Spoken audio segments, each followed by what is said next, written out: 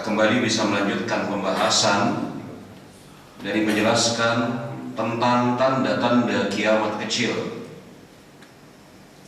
Kalau pada kesempatan yang telah lalu kita sampai kepada pembahasan di antara tanda-tanda kiamat kecil adalah kaum muslimin semakin bertambah banyak, tetapi tidak dibarengi dengan bertambahnya kualitas mereka, sehingga orang-orang kafir, orang-orang musyrik dan musuh-musuh kaum muslimin mengelilingi mereka sebagaimana orang-orang yang berkumpul untuk mengelilingi sejumlah makanan. Ini yang kita bahas pada kesempatan 2 bulan yang lalu. Maka pada kesempatan hari ini kita masuk kepada tanda-tanda kiamat kecil yang berikutnya, yakni hilangnya amanah dan suatu urusan diserahkan kepada orang-orang yang bukan ahlinya. Ini merupakan salah satu di antara tanda-tanda kiamat kecil yang jauh-jauh hari Baginda Rasulullah SAW telah menubuatkannya. Dalam hadis yang dikeluarkan oleh Imam Muslim dari sahabat Abu Hurairah, semoga Allah Subhanahu wa taala meridhai beliau mengatakan, ketika Rasulullah SAW sedang menyampaikan ujangan petua wasiat di hadapan para sahabat, maka datang seorang Arab Badui bertanya kepada beliau dengan mengatakan, mata sa'ah, ya Rasulullah, kapan datangnya hari kiamat? Rasulullah SAW melanjutkan pembicaraannya, yakni melanjutkan pembicaraannya dengan para sahabat. Kemudian Arab Badui itu kembali bertanya kepada Rasulullah SAW dengan agak sedikit mengeraskan nada suaranya. Para ulama menjelaskan mengapa dia agak sedikit mengeraskan nada suaranya, karena dia mengira Rasulullah SAW tidak mendengar pertanyaan dia yang pertama kali. Dia kembali bertanya dengan mengatakan, mata sa'ah, kapan datangnya hari kiamat? Rasulullah SAW melanjutkan pembicaraannya dengan para sahabat. Kemudian orang ini kembali bertanya dengan lebih mengeraskan nada suaranya, ya Rasulullah, mata sa'ah, kapan datangnya hari kiamat? Maka Rasulullah SAW mengetahui, kalau beliau tidak jawab, maka niscaya orang ini akan bertanya yang keempat, yang kelima, yang keenam, yang ketujuh kalinya, dan seterusnya. Maka Rasulullah SAW kemudian menghadapkan wajahnya kepada orang Arab Badui tersebut. Arab Badui adalah orang Arab yang tinggal di pedalaman, tidak berkumpul bersama manusia secara umum. Mereka memiliki kebiasaan hidup berpindah-pindah, mengikuti di mana rumput tumbuh dan sumber mata air, karena memang penghasilan mereka sehari-hari adalah dari menggembala ternak.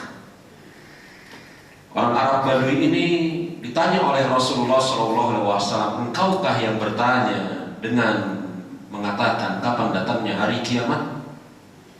Maka Arab Badui itu kemudian mengatakan, iya, saya. Maka Rasulullah SAW mengatakan, fa iza du'iyatul amanatu fantazirus sa'ah. Apabila telah disia-siakan amanah, maka saat itulah akan datang hari kiamat. Maka para sahabat yang awalnya orang Arab Badui tadi yang bertanya, kemudian ketika Rasul mengatakan iza udiyatul amanah fantaziru sa'ah, apabila telah disia-siakan amanah, maka pada saat itulah datangnya hari kiamat. Maka gantian para sahabat yang bertanya kepada baginda Rasulullah SAW, kaifa ido'atuha, ya Rasulullah, bagaimana atau apa gambaran amanah itu disia-siakan, yakni gambarannya seperti apa amanah tersebut disia-siakan. Rasulullah SAW mengatakan, iza ussidal amru ila ghairihi ahlihi fantaziru sa'ah, yakni apabila amanah diberikan kepada seseorang yang bukan ahlinya, maka itulah telah dekat tanda-tanda hari kiamat. Hadis sahih riwayat Imam Bukhari dan Imam Muslim. Jemaah rahimani wa rahimakumullah, hadis ini adalah hadis yang diucapkan oleh baginda Rasulullah SAW 1500 tahun yang lalu, yang merupakan nubuat dari Rasulullah SAW, yang merupakan salah satu di antara tanda-tanda kiamat kecil, yakni disia-siakannya amanah. Yang dimaksud amanah di dalam hadis ini bukan hanya sekedar barang titipan. Kalau di dalam pembahasan bahasa kita, pembicaraan keseharian kita, yang namanya amanah itu nampaknya terbatas maknanya hanya sekedar barang titipan. Tetapi yang namanya amanah berdasarkan penjelasan dari para ulama bukan hanya sekedar barang titipan, tetapi dia adalah tanggung jawab. Tanggung jawab dalam berbagai macam tingkatannya, baik sebagai kepala keluarga atau bahkan tingkatan yang tertinggi sebagai kepala pemerintahan. Itu semua amanah yang semuanya nanti akan dipertanggungjawabkan di hadapan Allah Subhanahu wa Ta'ala. Maka makna amanah kata para ulama semisal Al-Hafidh Ibnu Hajar Al-Asqalani bukan hanya sekedar barang titipan atau titipan pembicaraan, semisal hal-hal yang kita kenal pada pembahasan atau pembicaraan orang-orang kita, orang-orang Indonesia. Tolong dong, saya titipkan barang ini, sampaikan kepada si fulan, kata si A kepada si B. Maka betul memang barang tersebut adalah amanah yang si A titipkan kepada si B agar diberikan kepada fulan. Tetapi makna amanah bukan hanya itu saja. Kata Al-Hafidh Ibnu Hajar, saya ulangi sekali lagi, amanah adalah tanggung jawab. Amanah adalah tanggung jawab. Tanggung jawab yang wajib ditunaikan oleh seseorang hamba.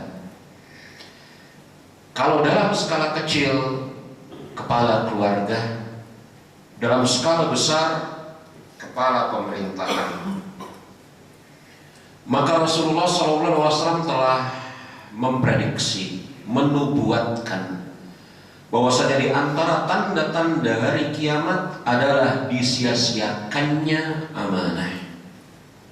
Para ulama, para sahabat bertanya kepada Rasulullah SAW, apa makna disia-siakannya amanah? Apa makna atau apa gambaran dari disia-siakannya amanah? Maka Rasulullah SAW langsung menjelaskan yang dimaksud dengan menyia-nyiakan amanah adalah yakni menyerahkan suatu urusan kepada seseorang yang bukan ahlinya. Menyerahkan suatu urusan kepada orang yang bukan ahlinya. Lihat jemaah rahimani wa rahimakumullah, seseorang yang tidak ahli, maka dia tidak boleh memegang urusan. Sebagaimana seseorang tidak boleh menyerahkan urusannya kepada orang yang dia ketahui tidak memiliki keahlian di dalam masalah itu. Dua hal ini adalah dua hal yang berbeda. Seseorang yang tidak ahli, maka dia tidak boleh memegang suatu urusan, apalagi urusan-urusan yang sangat besar, urusan-urusan yang menyangkut hajat hidup sedemikian banyak orang. Dan seseorang yang mengetahui bahwasanya sosok tersebut tidak layak untuk menerima urusan karena memang dia tidak ahli, tidak memiliki kapasitas, maka dia tidak boleh menyerahkan urusannya kepada orang tersebut. Dan na'udzubillah min dzalik, pada hari-hari kemarin, hari-hari sekarang, dua hal ini berpadu. Orang yang tidak ahli dengan riang gembira menerima urusan yang dia tidak mampu untuk mengurusnya, dan orang-orang yang bahkan mengetahui si fulan, si fulanah tidak memiliki kapasitas memberikan urusan terhadap si fulan dan si fulanah tersebut. Berkumpul dua keburukan di dalam masalah ini. Jemaah rahimani wa rahimakumullah, kaum salafus saleh yang diwakili oleh para sahabat, semoga Allah Subhanahu wa taala meridhai mereka semua, telah mempraktekkan perkara ini. Bahkan baginda Rasulullah SAW pun telah mempraktekannya. Ada seorang sahabat yang bernama Abu Sa'id Al-Khudri radhiyallahu anhu. Dalam riwayat yang lain Abu Dzar Al-Ghifari radhiyallahu anhu. Sahabat ini adalah sahabat yang mulia, memiliki kedudukan, keutamaan dan yang selainnya. Ketika kemudian ada di antara dari negeri-negeri kaum muslimin yang baru saja ditaklukkan, maka dari unsur suatu negeri, maka di sana ada yang memimpin. Pemimpin tertinggi sudah barang tentu pada saat itu adalah baginda Rasulullah SAW. Tetapi di sana ada wakil-wakilnya, ada gubernurnya. Ya, kalau di dalam struktur kepemerintahan kita gubernurnya. Kemudian ada yang menjaga harta Baitul Mal dan semisalnya. Maka ketika salah satu di antara negeri dibuka, maka kemudian Rasulullah SAW menunjuk seorang sahabat untuk menjadi wakil beliau di daerah tersebut, yakni gubernurnya. Dan di sana ada kekosongan jabatan sebagai bendahara Baitul Mal. Bendahara apa? Baitul Mal. Maka seorang sahabat, yakni Abu Dzar Al-Ghifari, dalam riwayat yang lain Abu Sa'id Al-Khudri, menawarkan diri kepada Rasulullah SAW. Ya Rasulullah, angkatlah aku sebagai bendahara negeri tersebut. Yakni dia meminta kepada Rasulullah SAW agar diangkat menjadi bendahara negeri tersebut. Tetapi Rasulullah SAW mengatakan kepada sahabat tersebut dengan mengatakan, sesungguhnya engkau ini lemah. Sesungguhnya engkau ini lemah. Yakni Rasul tidak memberikan kepada sahabat tersebut jabatan yang dia minta. Para ulama kemudian menjelaskan apa yang dimaksud dari ucapan Rasulullah SAW, sesungguhnya engkau ini lemah. Kemudian jemaah rahimani wa rahimakumullah, ternyata kemudian dijumpai bahwasanya sahabat ini adalah orang yang gampang sekali merasa iba, terharu Sehingga besar kemungkinan dan atau ada potensi dia akan memberikan harta dari Baitul Mal kepada orang-orang, bukan untuk kepentingan dia, bukan untuk memperkaya dirinya. Ini sebagaimana diungkapkan oleh para ulama semisal Imam An-Nawawi. Ada potensi dia ini akan memberikan harta dari Baitul Mal kepada orang-orang yang datang mengeluh, menampakkan kesulitan, meminta, bukan untuk kepentingan dirinya, untuk kepentingan kaum muslimin bahkan. Tetapi karena yang namanya harta itu tidak boleh disalurkan kecuali dengan standar operasional yang benar, bukan berdasarkan rasa belas kasihan bagi iba, makanya Rasulullah SAW melarang sahabat ini dan tidak berikan kepada sahabat tersebut jabatan sebagai bendahara. Ya, sahabat itu bukannya tidak memiliki keahlian, dia ahli, pandai berhitung. Syarat seseorang menjadi bendahara sudah barang tentu pandai berhitung, memiliki integritas lagi kejujuran. Tetapi di sana ada celah yang memungkinkan dia ini dimanfaatkan oleh orang lain. Yang celahnya adalah dia gampang sekali terharu dan merasa iba. Rasul katakan, sesungguhnya engkau ini adalah lemah. Diriwayatkan oleh Imam Abdurrazzaq di dalam kitab beliau Al-Musannaf bahwasanya suatu hari Umar bin Khattab radhiyallahu anhu menjumpai ada fenomena-fenomena, bukan hanya satu perkataan saya, ada fenomena-fenomena yang menunjukkan bukan hanya satu praktek ribawi di kota Madinah. Padahal semenjak zaman Rasulullah SAW, Abu Bakar dan 8 tahun Umar menjadi khalifah. Umar menjadi khalifah jangka waktunya lama sekali. Tidak beliau jumpai adanya fenomena-fenomena riba di kota Madinah. Maka Umar bin Khattab radhiyallahu anhu membuat tim kecil. Tim kecil ini beliau tugaskan untuk melacak fenomena riba yang ada di kota Madinah ini, sebab musababnya, asalnya dari mana.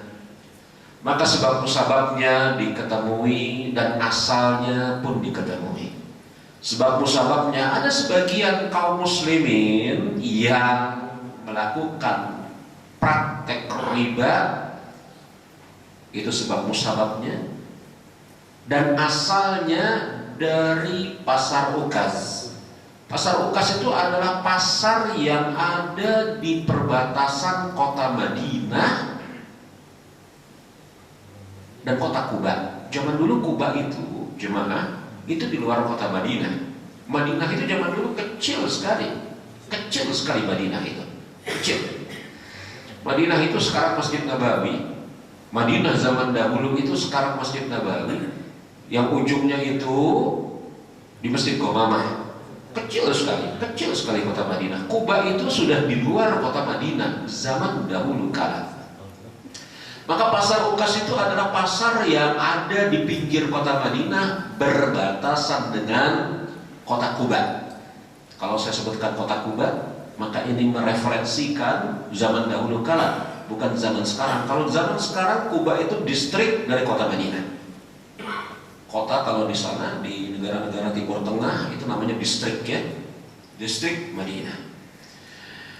Di pasar ukaslah kemudian praktek ribawi ini berasal. Maka Umar bin Khattab radhiyallahu anhu memerintahkan kepada juru tulis untuk kemudian menulis besar-besar di gerbang pasar ukas suatu perkataan yang diabadikan oleh para ulama sebagai suatu kaidah dalam fikih jual beli. Tidak boleh masuk ke dalam pasar ini seseorang yang tidak mengerti fikih jual beli. tertanda Amirul Mukminin Umar bin Khattab. Tidak boleh masuk ke dalam pasar ini orang yang tidak mengerti fikih jual beli. Tertanda Amirul Mukminin Umar bin Khattab. Kenapa Umar bin Khattab sampai melakukan hal yang seperti ini? Karena untuk betul-betul menerapkan sabda Rasulullah SAW.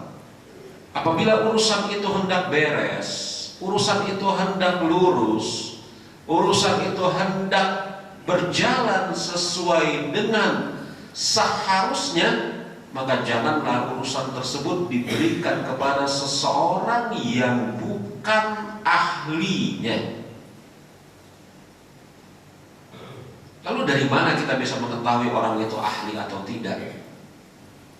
Sudah barang tentu seseorang bisa mengetahui atau kita bisa mengetahui seseorang itu ahli atau tidak lewat perjalanan hidup dia, lewat referensi atau rekomendasi oleh orang-orang ahli yang lainnya, lewat perjalanan hidupnya, lewat referensi atau rekomendasi dari orang-orang ahli yang lainnya.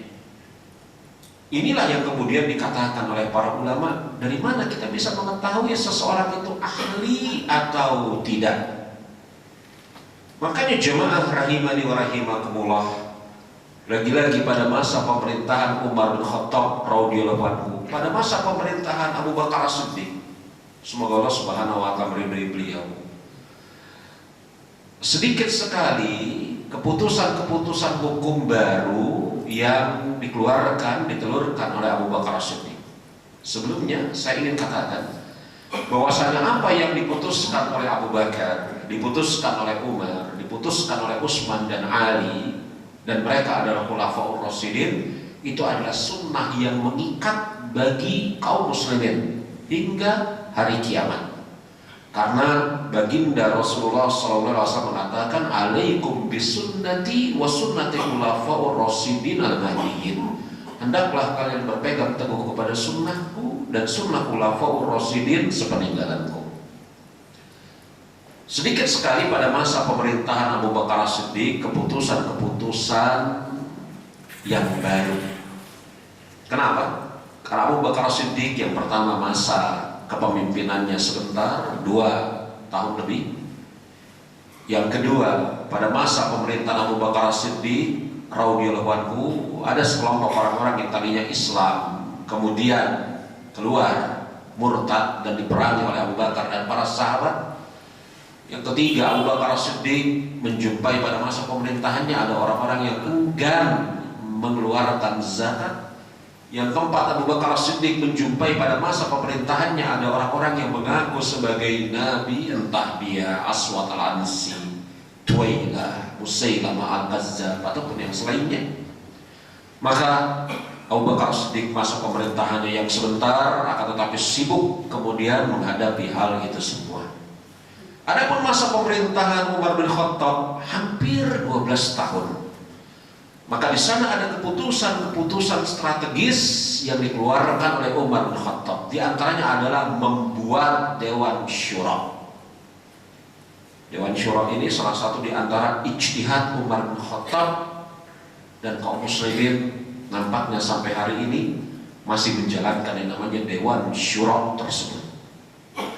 Maka Umar bin Khattab radhiyallahu anhu mengumpulkan para sahabat untuk berdiskusi, sahabat-sahabat senior, khususnya sahabat-sahabat Ahlul Badar, orang-orang yang pernah terlibat di dalam peperangan Badar. Tetapi kemudian pada saat itu Umar bin Khattab radhiyallahu anhu memasukkan Abdullah bin Abbas radhiyallahu anhu di dalam Dewan Syura tersebut. Perbuatan Umar bin Khattab memasukkan Abdullah bin Abbas ini menimbulkan tanda tanya dari beberapa orang sahabat Ahlul Badar. Di antara yang bertanya adalah Abdurrahman bin Auf radhiyallahu anhu, wahai Amirul Mukminin, mengapa engkau masukkan pemuda ini? Padahal kita, yakni orang-orang tua, Dan kita juga punya anak-anak yang usianya semisal dia, yakni Abdurrahman bin Auf bertanya kepada Umar bin Khattab, apa alasan Umar bin Khattab memasukkan Abdullah bin Abbas ke dalam majelis tersebut, padahal majelis itu isinya orang-orang tua? Kalau alasannya mudah, mengapa kemudian anak-anak kita juga nggak ikut? Anak-anak kita juga tidak ikut di dalam majelis tersebut kalau alasannya adalah anak muda. Kata Umar bin Khattab radhiyallahu anhu, dia mengatakan kepada para sahabat, khususnya menjawab pertanyaan Abdurrahman bin Auf, kalian akan mengetahui alasanku. Kemudian Umar bin Khattab melemparkan suatu pertanyaan, bagaimana menurut pendapat kalian semua tentang makna firman Allah Subhanahu wa taala, "Iza jaa nasrullahi wal fath." Ayat atau surat yang dibaca oleh Ustaz imam kita tadi di rakaat kedua surat Maghrib. Betul, rakaat kedua ya. "Iza jaa nasrullahi wal fath." Maka para sahabat bergiliran menjawab, Allah Subhanahu wa ta'ala berikan kemenangan bagi kaum muslimin. Makna dari surat ini, ayat ini adalah orang-orang akan masuk ke dalam agama Islam bukan satu atau dua, tetapi berbondong-bondong. Ini itu. Yakni jawaban-jawaban dari para sahabat-sahabat tersebut adalah jawaban-jawaban yang sebenarnya bisa kita lihat dari arti surat dan ayat itu sendiri. Kemudian Umar bin Khattab bertanya kepada Abdullah bin Abbas, yang pada saat itu Abdullah bin Abbas tidak bicara karena dia anak kecil, pemuda yang sungguh tidak ada adab seorang pemuda berbicara di majelis para orang tua kalau kemudian tidak dipersilahkan. Umar mengatakan kepada Abdullah bin Abbas, bagaimana menurut pendapat Anda wahai Abdullah bin Abbas? Apa kata Abdullah bin Abbas? Ayat ini mengisyaratkan bahwasanya tidak lama lagi setelah itu Rasulullah SAW akan wafat. Maka terhenyaklah para sahabat mendengar penafsiran Abdullah bin Abbas terhadap ayat "Iza jaa nasrullahi wal fath." Kemudian Abdurrahman bin Auf mengatakan kepada Amirul Mukminin Umar bin Khattab, wahai Amirul Mukminin Umar, bagaimana menurut pendapatmu ucapan Abdullah bin Abbas tadi? Kata Umar, seperti itu pula lah aku memahami makna ayat tersebut. Yakni Umar bin Khattab telah memahami makna ayat tersebut seperti pemahaman Abdullah bin Abbas. Maka ini kan rekomendasi dari orang yang memiliki kedudukan, yang ahli, semisal Umar bin Khattab terhadap Abdullah bin Abbas. Sedikit, kenapa ayat ini merupakan isyarat akan wafatnya Rasulullah? Karena sebagai suatu bentuk amal kesatuan, yakni dakwah. Saya ulangi, sebagai suatu bentuk amal kesatuan, yakni dakwah, Allah Subhanahu wa ta'ala memerintahkan Rasulnya untuk fasabbih bihamdi rabbika wastaghfir. Dan bukankah kita mencermati ayat-ayat Al-Quran, hadis-hadis Rasulullah SAW, istighfar itu pada umumnya berada di akhir dari suatu amal? Bukankah kita mencermati pada umumnya istighfar itu berada di akhir suatu amal?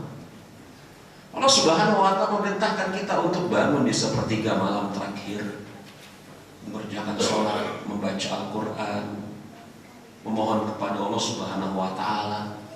Tetapi di akhir dari di akhir dari waktu tersebut, di akhir dari waktu sepertiga malam terakhir yang di waktu sahur, apa kata Allah Subhanahu wa ta'ala? Wa bil ashari hum yastaghfirun. Dan di waktu sahur, sesaat lagi sebelum masuk waktu subuh, mereka beristighfar.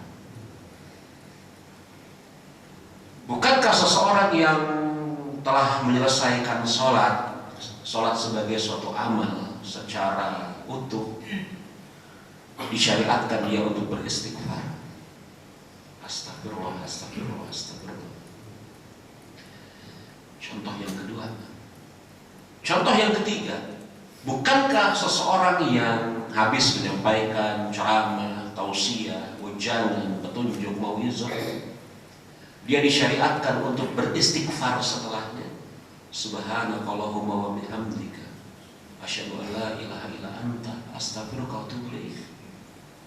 Makanya Abdullah bin Abbas mengatakan, surat An-Nasr ini adalah tanda sebentar lagi Rasulullah SAW akan wafat. Karena sebagai suatu kesatuan dakwah, Allah Subhanahu wa Ta'ala perintahkan Rasul untuk beristighfar, yakni dakwah Rasul sudah selesai. Dakwah Rasul sudah selesai. Yang ingin kita katakan, kembali kepada topik pembicaraan kita, dari mana seseorang bisa mengetahui orang tersebut adalah orang yang ahli? Sudah barang tentu lewat perjalanannya, track recordnya, lewat kapasitasnya. Ya, sebagaimana juga kita bisa mengetahui seseorang itu ahli lewat pengakuan, rekomendasi, referensi oleh orang-orang ahli yang lain. Umar bin Khattab mereferensikan Abdullah bin Abbas. Tahulah kita Abdullah bin Abbas adalah seorang sahabat yang ahli di dalam penafsiran Al-Quranul Karim, sebagaimana juga telah dikatakan oleh Rasulullah SAW. Jemaah rahimani wa rahimakumullah, memang kita tidak akan mungkin bisa menghindari, kita ini yakni sebagai seorang dan kaum muslimin secara umum, tidak akan mungkin bisa menghindari kiamat. Kiamat itu pasti terjadi. Kiamat itu pasti terjadi. Tetapi seperti yang telah saya sampaikan pada kesempatan yang telah lalu, janganlah kita menjadi oknum yang mempercepat terjadinya kiamat. Dan janganlah kemudian na'udzubillah min dzalik, kita menjadi oknum yang terlibat pada tanda-tanda kiamat yang di sana tercela. Mungkin Anda masih mengingat pelajaran kita 1 tahun atau 2 tahun yang lalu ketika kita mulai membahas tanda-tanda kiamat. Tanda-tanda kiamat terbagi menjadi 2. Tanda-tanda kiamat yang tidak ada hukumnya terpuji atau tercela secara khusus, dan tanda-tanda kiamat yang dihukumi sebagai sesuatu yang tercela. Semisal kita pernah bicara di antara tanda kiamat kecil adalah wafatnya Rasulullah. Iya kan? Dan wafatnya Rasulullah tidak bisa kita katakan itu terpuji atau tercela. Di antara tanda kiamat kecil adalah amanah diberikan kepada yang bukan ahlinya. Kalau ini jelas tercela. Jelas tercela. Maka kiamat memang tidak bisa dihindari. Tapi jangan kita menjadi oknum yang mempercepatnya. Khususnya jangan kita menjadi oknum yang terlibat di dalam tanda-tanda kiamat yang bernilai negatif lagi buruk. Ini yang saya sampaikan pada kesempatan malam hari ini. Nampaknya sebentar lagi masuk waktu azan sholat isya, betul? Hah? Iya, mungkin ada yang mau ditanyakan, saya persilahkan. Kalau ada yang hendak ditanyakan, kita masih punya waktu kurang lebih sekitar 2 menit ke depan. Ada yang mau ditanyakan?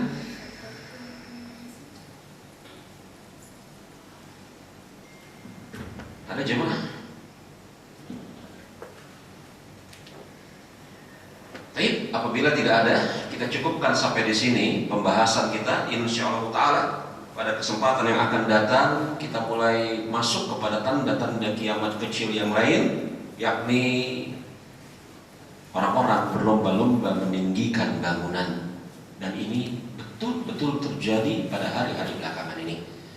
Kita tutup pembahasan kita di kesempatan malam hari ini sampai di sini dengan mengucapkan subhanakallahumma wa bihamdika asyhadu an la ilaha illa anta astaghfiruka wa atubu ilaik. Wa qur da'wana alhamdulillahirabbil alamin. Assalamualaikum warahmatullahi wabarakatuh.